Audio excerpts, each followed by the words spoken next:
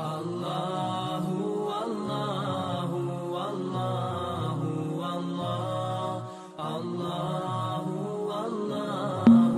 نحمده ونصلي على رسوله الکریم اما بعد۔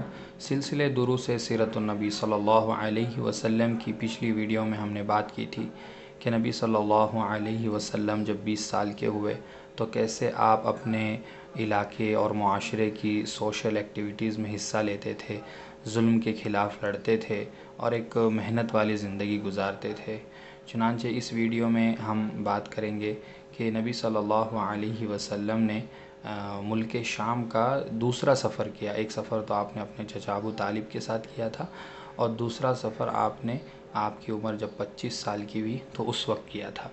اصل میں اس کا سبب یہ ہوا تھا کہ ہم سب جانتے ہیں عرب جو ہیں وہ عموماً تجارت کرتے ہیں، بزنس کرتے ہیں اور اسی کو وہ لوگ زیادہ پسند کرتے ہیں۔ یہاں تک کہ قرآن میں بھی اللہ تعالیٰ نے ان کے اس طریقے کو ذکر کیا اور کہا کہ رحلۃ الشتاء والصیف، سورہ قریش جو ہم پڑھتے ہیں اس میں ہے کہ یہ لوگ جو تجارت اور بزنس کا جو ہے دو اہم سفر کرتے تھے۔ رحلۃ الشتاء ایک جو ہے ٹھنڈی کا سفر ہوتا تھا اور یہ ملک یمن کی طرف ہوتا تھا، اور دوسرا والصیف ایک سفر یہ لوگ گرمی میں کرتے تھے اور وہ ملک شام میں، اور ان علاقوں میں جا کر یہ لوگ تجارت کرتے تھے اور بزنس کرتے تھے۔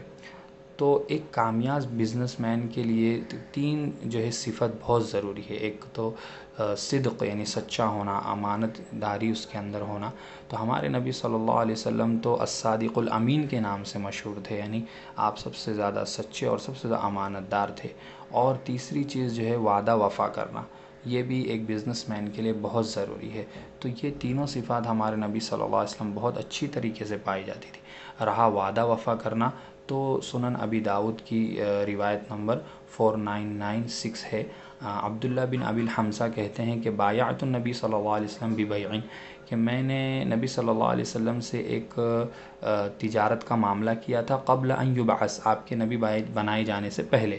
وبقیت لہ بقیت، اور آپ کی کوئی چیز میرے پاس بچ گئی، فوعدتہ ان آتیہ بہا فی مکانی، تو میں نے ان سے وعدہ کیا کہ میں وہ چیز لے کر اسی جگہ آ رہا ہوں جہاں آپ صلی اللہ علیہ وسلم ہیں۔ فنسیت، پھر کہتے ہیں میں بھول گیا، ثم ذکرت بعد ثلاث، پھر 3 دن بعد مجھے یاد آیا، فجئت، پھر میں فوراً آیا، فاذا هو فی مکانی، تو آپ وہیں تھے۔ فقال، آپ نے کہا کہ یا فتى لقد شققت علی انا ھاہنا منذ 3 انتظرک، کہ اے نوجوان تو نے تو مجھے مشقت میں ڈال دیا، میں یہاں پر 3 دن سے تیرا انتظار کر رہا ہوں۔ دیکھیے ہمارے نبی کتنا زیادہ وعدہ وفا کرنے والے تھے۔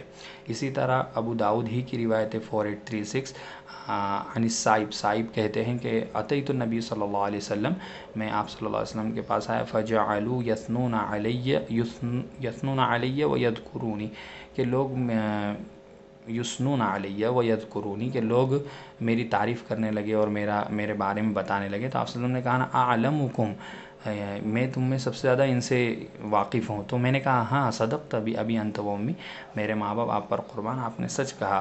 کنت شریکی، آپ میرے پارٹنر تھے، فنعم الشریک، اور کیا ہی اچھے آپ پارٹنر تھے۔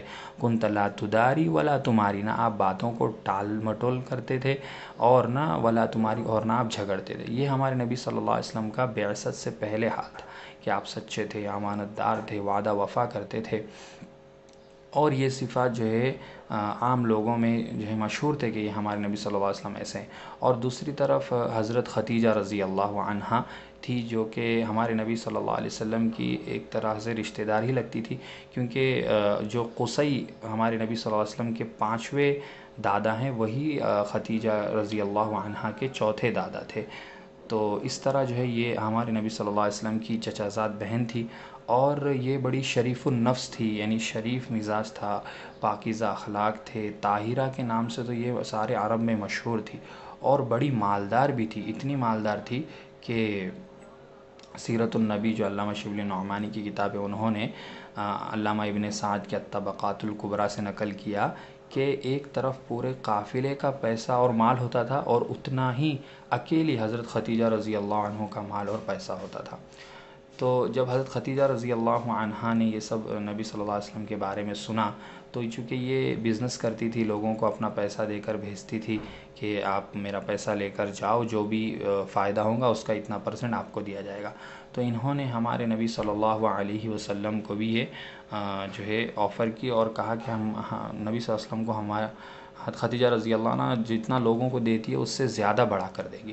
تو ہمارے نبی صلی اللہ علیہ وسلم کی جس وقت یہ آفر ہمارے نبی کو ملی اس وقت 25 سال عمر تھی. تو ہمارے نبی صلی اللہ علیہ وسلم نے کہا کہ ہاں ٹھیک ہے وہ تیار ہیں. اور پھر نبی صلی اللہ علیہ وسلم نے جو ہے مکہ سے ملک شام کا سفر کیا اور یہ سفر بڑا ہی جو ہے انوکھا تھا. ہمارے نبی صلی اللہ علیہ وسلم اسی راستے سے پہلے اپنے چچا ابو طالب کے ساتھ بچپن میں جا چکے تھے اور یہی وہ راستہ تھا جہاں سے ہمارے نبی صلی اللہ علیہ وسلم کے والد ملک شام تجارت کے لیے گئے تھے.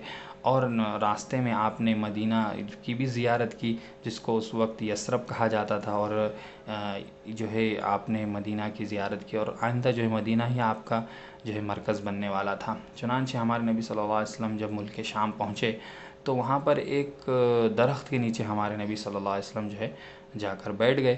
تو وہاں پر سیرت مصطفیٰ حضرت مولانا محمد ادریس صاحب کاندھلوی رحمۃ اللہ علیہ کی جو کتاب ہے اس میں یہ واقعہ لکھا ہے کہ جب ہمارے نبی درخت کے نیچے بیٹھے تو وہاں سے ایک راہب ایک پادری آیا اور میسرہ غلام اس وقت نبی صلی اللہ علیہ وسلم کے ساتھ تھے جو کہ حضرت خدیجہ رضی اللہ عنہا کے غلام تھے. تو اس نے میسرہ سے پوچھا اس راہب نے کہ من هذا الرجل الذي نزل تحت هذه الشجرة, اس درخت کے نیچے جو شخص رکے ہیں یہ کون ہے؟ میسرہ نے کہا کہ هذا رجل من قریش من اہل الحرم, یہ قریش کا ایک آدمی ہے اور اہل حرم میں سے ہے. تو راہب نے کہا ما نزل تحت هذه الشجرة قط الا نبی, کہ اس درخت کے نیچے تو جو ہے نبی ہی آ کر رکتے ہیں. پھر اس نے میسرہ سے کہا افی عینیہ حمرۃ, کیا ان کی آنکھوں میں لال یعنی ان کی آنکھیں لال ہیں, لال نشان ہیں ان کی آنکھوں میں؟ اس نے کہا کہ نعم لا تفارق, ہاں ان کی آنکھوں میں وہ نشان رہتا ہے ہمیشہ. تو اس نے کہا ہوا نبی وہو آخر الانبیاء, تو وہ نبی ہیں اور سب سے آخری نبی ہیں. یعنی یہ اہل کتاب تھا, ایک پادری تھا اور یہ پہلے سے ہمارے نبی صلی اللہ علیہ وسلم کے بارے میں اپنی کتابوں میں پڑھ چکے تھے. پھر آگے کچھ اس طرح واقعہ ہے کہ ہمارے نبی صلی اللہ علیہ وسلم نے باع النبی صلی اللہ علیہ وسلم سلعتہ التي خرج بها, وہ چیزیں بیچی جو ہمارے نبی صلی اللہ علیہ وسلم جو ہے بیچنے کے لیے لے کر نکلے تھے. فوقع بینہ وبین رجل ملاحات, تو ہمارے نبی صلی اللہ علیہ وسلم اور ایک آدمی کے درمیان کچھ بات بڑھ گئی. تو اس نے کہا کہ احلف باللات والعزی, لات اور عزیٰ کی قسم کھا کر کہو. ہمارے نبی صلی اللہ علیہ وسلم نے کہا ما حلفت بہما قط, میں نے کبھی ان کی قسم نہیں کھائی. لات اور عزیٰ تو یہ مشرکین کے معبود تھے. ہمارے نبی نے کہا میں نے کبھی ان کی قسم نہیں کھائی. وانی لامر فاعرض عنہما, میں ان کے پاس سے جب گزرتا بھی تو ان سے دور ہٹ جاتا ہوں, اعراض کرتا ہوں. تو اس نے کہا القول قولک, بات تو تمہاری بالکل صحیح ہے. ثم اشترى رسول اللہ صلی اللہ علیہ وسلم ما اراد ان یشتری, فی جہاں وسلم کو جو چیزیں خریدنا تھا وہ ہمارے نبی نے خریدا. واقبل قافلا الی مکہ, اور مکہ کی طرف جو ہے لوٹے. ومعہ میسرۃ, اور ہمارے نبی کے ساتھ میسرہ بھی تھے. آگے روایت یہ ہے کہ وکان اللہ قد علقى علیہ صلی اللہ علیہ وسلم المحبۃ من میسرۃ, کہ اللہ نے ہمارے نبی کی جو ہے محبت میسرہ کے دل میں ایسی ڈالی کہ کان کانہ عبد لہ, گویا آپ کا غلام ہے, اس طرح جو آپ کی خدمت کرنے لگا. فلما کانوا بمر الزہران, جب وہ مر زہران کے مقام پر پہنچے تو میسرہ نے کہا یا محمد انطلق الی خدیجہ فاخبرها بما صنع اللہ لها علی وجهک. تو اس نے کہا کہ نبی صلی اللہ علیہ وسلم سے کہا محمد آپ خدیجہ کے پاس جاؤ اور انہیں بتاؤ کہ اللہ تعالیٰ نے اس کے لیے کتنا نفع کیا اس تجارت میں آپ کی برکت سے. فإنها تعرف ذلك لك, تاکہ اسے بھی جو ہے آپ کے بارے میں چیز پتہ چلے. فتقدم رسول اللہ صلی اللہ علیہ وسلم, ہمارے نبی آگے بڑھے. حتی دخل مکہ, یہاں تک کہ جب مکہ میں داخل ہوئے. فی ساعۃ الظہر, دوپہر کے وقت. وخدیجۃ فی علیۃ لہا, اور خدیجہ جو ہے اپنے اوپر والے کمرے میں تھی. علیہ ایسے کمرے کو کہتے ہیں جو ایک تو نیچے زمین پر کمرہ ہوتا ہے, ایک فرسٹ فلور پر ایک کمرہ ہوتا ہے, اس کو علیہ کہتا ہے. تو خدیجہ رضی اللہ عنہ اپنے گھر کے اسی کمرے میں تھی. فرأت رسول اللہ صلی اللہ علیہ وسلم وهو علی بعیر, اس نے آپ صلی اللہ علیہ وسلم کو دیکھا کہ آپ اونٹ پر ہے. وملکان یظلانہ, اور دو فرشتے آپ پر سایہ کر رہے ہیں. فأرته نساءها, تو اس نے خدیجہ رضی اللہ عنہ اس وقت جتنی عورتیں تھیں انہوں نے ان کو بھی دکھایا. فعجبن لذلک, تو سب کو اس بات کا بڑا تعجب ہوا. ودخل علیہ رسول اللہ صلی اللہ علیہ وسلم, اور آپ صلی اللہ علیہ وسلم ان کے پاس پہنچے. فخبرها بما ربحوا فی وجہہم, پھر آپ صلی اللہ علیہ وسلم نے ان کو بتایا کہ کتنا انہوں نے نفع کمایا وغیرہ وغیرہ. فسرت بذلک, تو انہیں بہت خوشی ہوئی. فلما دخل میسرۃ علیہا, اخبرت ہو بیمارات، جب میسرہ حضرت خدیجہ ان کے پاس آئے تو حضرت خدیجہ رضی اللہ عنہ کہا کہ میں نے دیکھا کہ فرشتے ان کے اوپر سائے کر رہے ہیں۔ قال، تو اس نے کہا فقد رأیت ھذا منذ خرجنا من الشام، ایسی میں نے کئی چیزیں دیکھی ہے جب سے ہم شام سے نکلے ہیں۔ اخبرها بما قال الراہب نستور، اور پھر میسرہ نے خدیجہ رضی اللہ عنہ کو بتایا کہ نستور راہب نے کیا کہا۔ ثم باعت خدیجہ ما جاء به صلی اللہ علیہ وسلم من تجارت، پھر جو آپ صلی اللہ علیہ وسلم جو چیزیں لے کے آئے تھے خدیجہ رضی اللہ عنہ نے اس کو بیچا۔ فربحت ضعف ما كانت تربح، تو ہمیشہ جتنا نفع ہوتا ہے اس سے دگنا نفع ہوا۔ وضعفت له ضعف ما كانت تعطي رجلا من قومه، اور حضرت خدیجہ رضی اللہ عنہ نے جتنا دوسروں کو وہ بزنس کے بعد جو نفع میں پرسنٹ دیتی تھی اس سے کئی گنا زیادہ ہمارے نبی صلی اللہ علیہ وسلم کو انہوں نے یہ چیزیں دی۔ تو یہ پورا جو ہے ہمارے نبی صلی اللہ علیہ وسلم کے شام کے سفر کا واقعہ ہے۔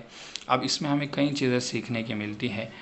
پہلی چیز یہ ہے کہ کام کرنا، محنت کرنا اور کمانا، یہ ہمارے نبی صلی اللہ علیہ وسلم کی زندگی کا سبق ہے کہ آدمی کو جو ہے کام کرنا چاہیے، محنت کرنا چاہیے اور کمانا چاہیے اپنے بل بوتے پر، نہیں کہ آدمی دوسروں کے بھروسے پر رہے اور جو ہے سستی اور کاہلی والی زندگی گزارے۔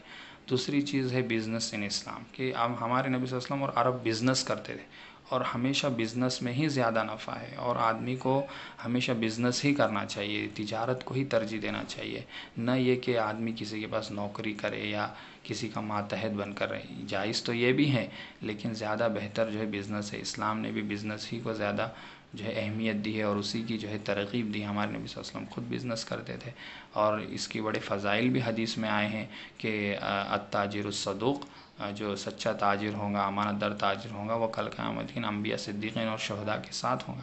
اور یہ تو آخرت کی فضیلتیں ہیں، اور دنیاوی فضیلت میں بھی ہمارے نبی نے فرمایا کہ کسی بھی کام میں اگر جو فائدہ ہوتا ہے تو اس میں سے جو ہے اگر 10% فائدہ ہو تو اس میں جو ہے 9% جو ہے فائدہ وہ تجارت میں ہے، یعنی سب سے زیادہ آدمی کو جو ہے نفع وہ تجارت میں ہوگا۔ نمبر 3 جو ہے صداقت، امانت، سچائی اور امانت داری، وعدہ وفا کرنا، یہ وہ چیزیں ہمارے نبی صلی اللہ علیہ وسلم کی تھی جس کی وجہ سے آپ صلی اللہ علیہ وسلم کو اس تجارت کا آفر آیا۔ تو آدمی کو ہمیشہ سچائی اور امانت داری اور وعدہ وفا کے ساتھ ہونا چاہیے، تو اللہ جو ہے خود اس کی طرف رزقوں کو کھینچ کر لائیں گے۔ نمبر 4 جو ہے عام انسانوں کو بھی کبھی کبھی فرشتے دکھ سکتے ہیں، جیسے حضرت مریم علیہ السلام کو بھی جو ہے جبرائیل علیہ السلام دکھے تھے، اور اس کے علاوہ بھی جو ہے کبھی کبھی فرشتے جو ہے دکھ سکتے ہیں۔ نمبر 5 اس میں ہم کو یہ سمجھ میں آتی ہے کہ نبوت کی علامت ہے کہ ہمارے نبی کے نبی بننے سے پہلے ہی لوگ پہچانتے تھے کہ ہمارے نبی صلی اللہ علیہ وسلم نبی بننے والے، اور دیکھیں اللہ تعالیٰ نے بھی کیسے آپ کی جو ہے خصوصی عنایت اللہ کی آپ پر ہے، آپ کی طرف اللہ کی توجہ ہے، آپ کی حفاظت ہے کہ فرشتے آپ کو جو ہے سایہ کر رہے ہیں۔ تو یہ ہمارے نبی صلی اللہ علیہ وسلم کی جو ہے پاکیزہ زندگی ہے۔ اللہ ہمیں بھی سچائی، امانت داری، وعدہ وفا کرنے کی توفیق عطا فرمائے، اور جو ہے ہمیں حلال تجارت کرنے کی توفیق عطا فرمائے اور اس تجارت میں خوب برکت عطا فرمائے۔ وآخر دعوانا الحمدللہ رب العالمین۔